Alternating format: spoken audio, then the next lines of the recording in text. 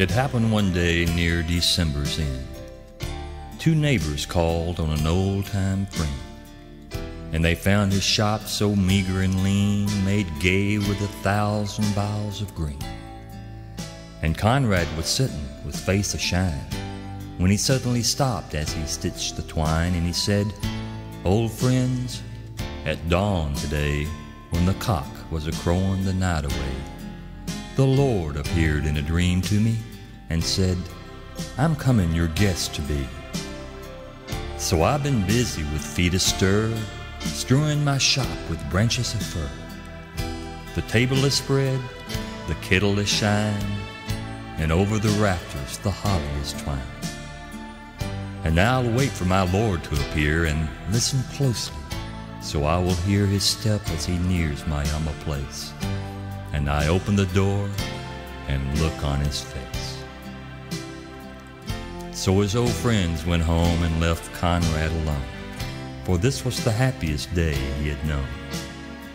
For long since his family had passed away, and Conrad had spent many a sad Christmas day.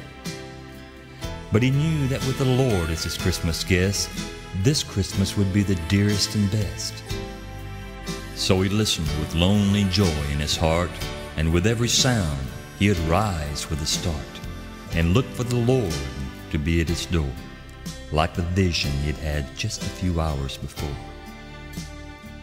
So he ran to the window after hearing a sound, but all he could see on the snow-covered ground was a shabby beggar whose shoes were torn, and all of his clothes were ragged and worn.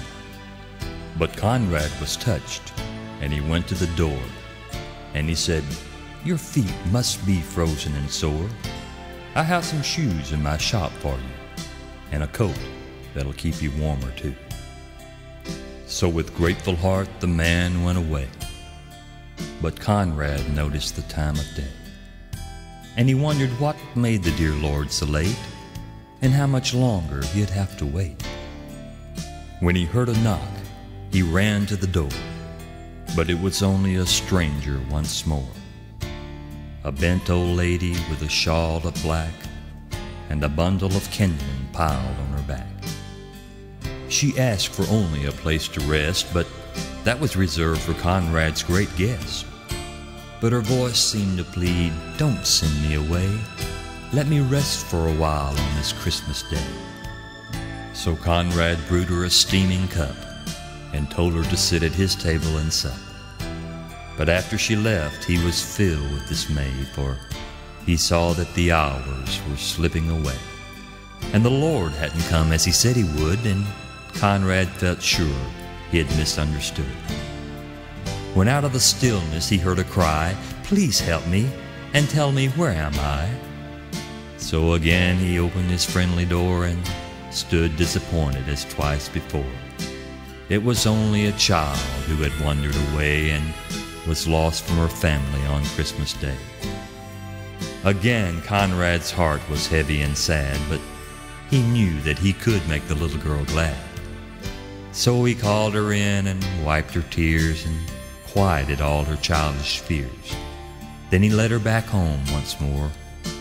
But as he entered his own darkened door, he knew that the Lord was not coming today, for the hours of Christmas had passed away. So he went to his room and he knelt down to pray, and he said, "Lord, why did you delay? What kept you from coming to call on me? For I wanted so much your face to see." When soft in the silence a voice he heard, "Lift up your head, for I've kept my word. 3 times my shadow crossed your floor. 3 times I came to your lowly door. For I was the beggar with bruised cold feet. I was the woman you gave something to eat. And I was the child on the homeless street. 3 times I knocked. 3 times I came in. And each time I found the warmth of a friend. Of all the gifts, love is the best, and I was honored to be your Christmas guest. For I was hungry and you gave me something to eat. I was thirsty and you gave me something to drink. I was a stranger and you invited me in. I needed clothes, and you clothed me. I was sick, and you looked after me. I was in prison, and you came to visit me. I tell you the truth, whatever you did for the least of one of these brothers of mine, you did it unto me.